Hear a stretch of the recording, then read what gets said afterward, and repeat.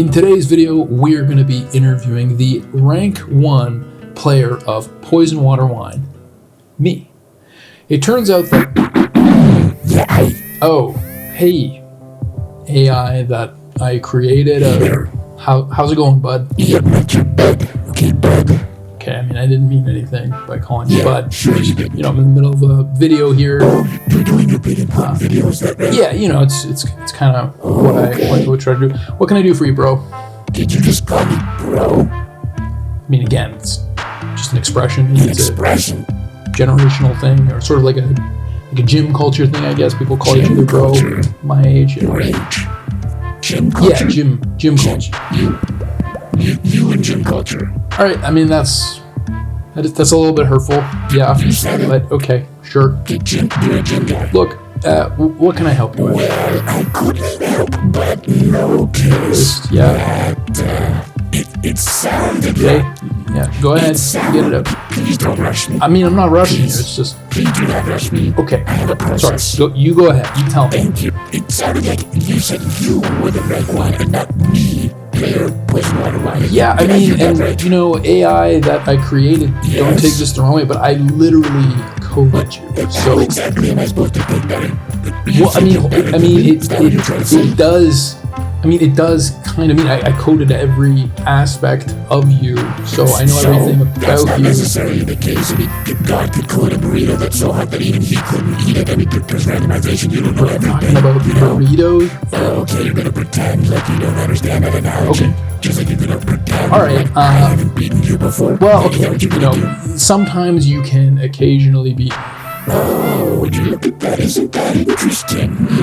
Look, we don't have to get into this now. You We know can. what also is interesting? What do you I got bet this there? will get your attention. Yeah, it did get my attention. Yeah, I thought it would, bro. No, I think I know where this is going. Are you going to use that fortune cookie to banish me to the shadow realm, and then I have to fight a game against you to earn my freedom? No, not necessarily. I mean, it is what you're going to do. I literally coded you. You don't know that for a fact. Okay, look, go ahead and do it. It'll make for a cool video. You don't just get to tell me what to do. I'm not telling you Just what to like do. that. It's just I coded you. I know Well, you're maybe I will, but not because you tell me to. Okay, That's for sure. When you are ready, you can go ahead.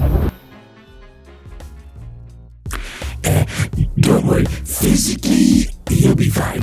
Now, emotionally, I don't know. Ian, it's 2025 and the man is still wearing a blazer. I mean, come on. It's like 2010 club. They want their fashion back, right?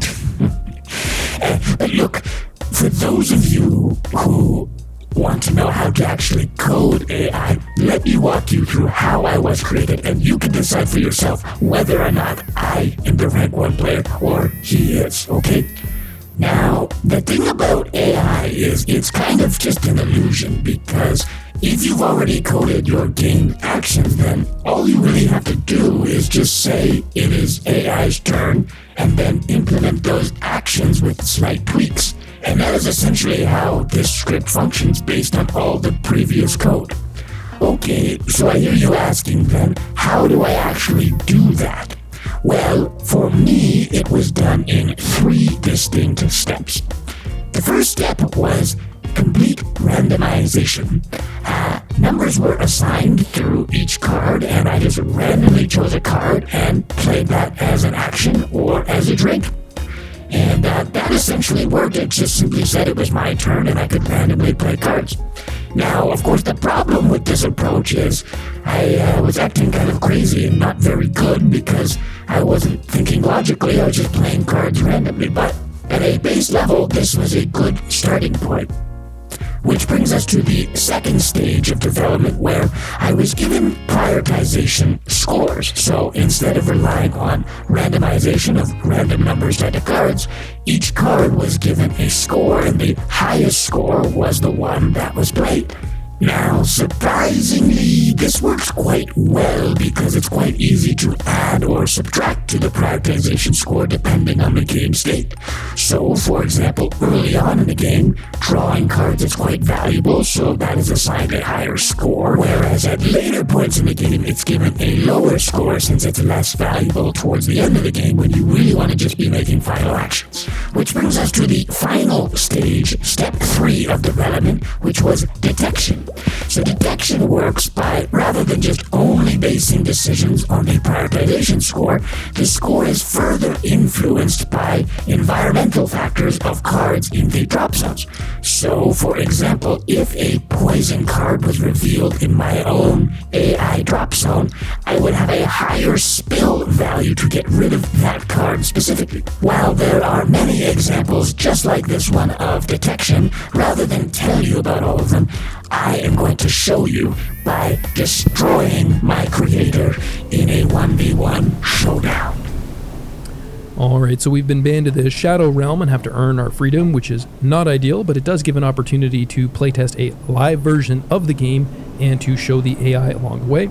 The first person to get 6 points, the first player to get 6 points, you're welcome, is going to win the game. So let's get into it. I'm going to start by drawing a card, and I'm going to draw 2 cards early on and play myself a water. So now AI is going to prioritize a card based on the scoring. Let's see. And he's going to use a reveal. That kind of makes sense because he wants to see what I got up to here. And reveals don't use an action, so he's going to use another action to get rid of it. So fully logical. Good job, AI. And he played a card. Now, AI doesn't always play negative cards in your drop zone. Sometimes there are times where it makes sense to trick your opponent to play a positive card. So let's see what AI ended up doing. Okay, and he did try to poison me. You rat, AI. Okay, but thankfully we have tools now to get rid of this. Okay, so we have a swap action. So here's what I'm going to do. Very sneaky move here. I'm going to put a positive card in his drop zone. I'm going to use the swap to swap it out. All right, get wrecked, AI. So now he has a poison in his drop zone. And there you go. So the prioritization of the poison gets higher and he eliminates it. So AI working as intended, not so good for me. And okay, I'm going to try to trigger the last call phase by going for a line victory here. So let's see what he does to try to get rid of it. Okay, it looks like he's going to try to just pour... Maybe that was a negative card. I'm assuming that's a negative one. These are probably both negative because I think in last call phase he doesn't go positive. So I'm going to avoid those and try to just go for the wine victory here. And boom, I got it.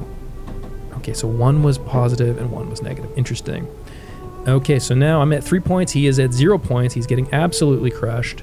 And I'm just going to press my advantage here and try to get 3 points to win this game and get out of the shadow zone. Shadow Realm, Shadow Zone, I don't know. Okay, going for the reveal. Again, reveals high prioritization early on. And then he's going to pour... Oh, another reveal. So he's using both. Both reveals. He wanted to see exactly what I got up to. And then drawing a bunch of cards. And then he has to prioritize one to play. So let's see what he plays. Okay, so I'm assuming that's positive. You still never know. And I only have poisons here. I wanted to trigger this, so... I do want to trigger it, so I'm going to try to trigger this to get 2 points here. And then I'm not going to use a swap. Needed better cards, to be honest. Not the best demo for me. And let's see what AI gets up to. So he's going to pour some cards in his drop zone. So I wonder what he's going for. So I'm going to get this card here. 1 point for me. Okay, he looks like he's going for the wine victory, which would be 3 points if he can get another one. I'm going to try to get as much as I can before then. Oh, and if I get this, I win. And I think this is a wine card, so this is a big moment here. Let's see. No. So if that was a water, I would have won at 6 points. And I think this is a wine, so we might be close in score after this. Okay, 5-4, 5-4. Whoever gets the next point here is probably going to win. So this is the winning card in the game. Here we go. Let's see what AI is going to do about it. What are you going to do about it, AI? All right, you want to see what I played? Fair enough. Very logical. You revealed it, and now you're going to move it. Okay.